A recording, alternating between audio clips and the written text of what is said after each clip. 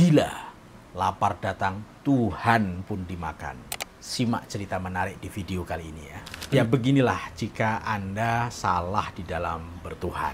Dulu pada zaman sebelum Rasulullah SAW dilahirkan, ada kaum yang namanya Bani Hanifah. Mereka ini tinggal di daerah yang bernama Yamamah atau sekarang Riyadh.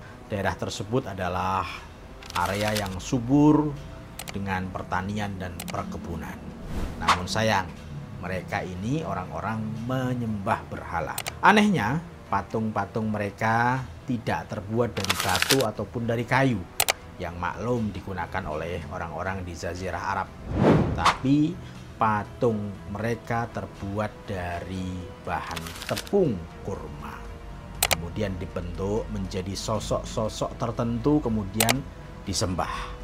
Dan tradisi ini berlangsung cukup lama, selama berabad-abad. Sampai pada suatu saat mereka diterpa bencana kelaparan yang dahsyat. Panen gagal dan tidak ada makanan yang bisa dimakan.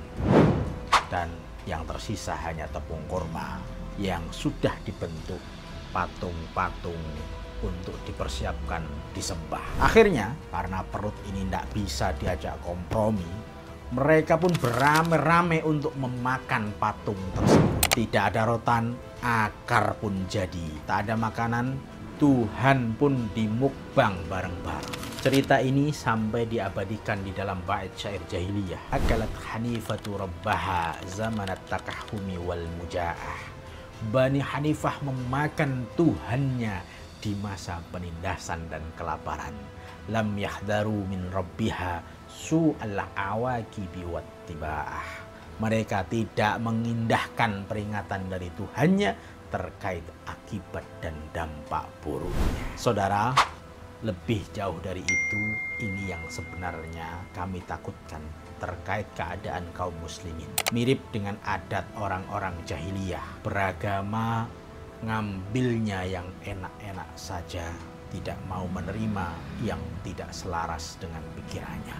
Apalagi di dalam keadaan terdesak. Maka benar apa yang difirmankan Allah Subhanahu wa taala, "Faman asabahu khairun itma'anna bih wa in asabathu fitnatun qalaba ala wajhi." Jika di dalam beragama dia memperoleh kebaikan, dia pun tenang, hatinya nyaman. Akan tetapi jika ditimpa suatu cobaan, dia berbalik ke belakang, kembali kepada kekufuran. Nauzubillahi min dzalik. Sama halnya yang terjadi saat ini.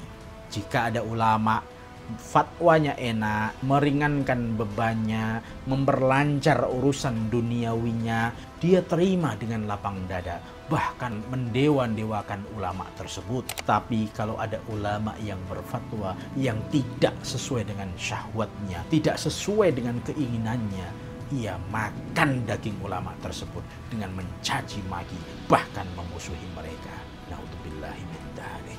Anta sayyiduna, anta syafi'una, ya Rasulullah.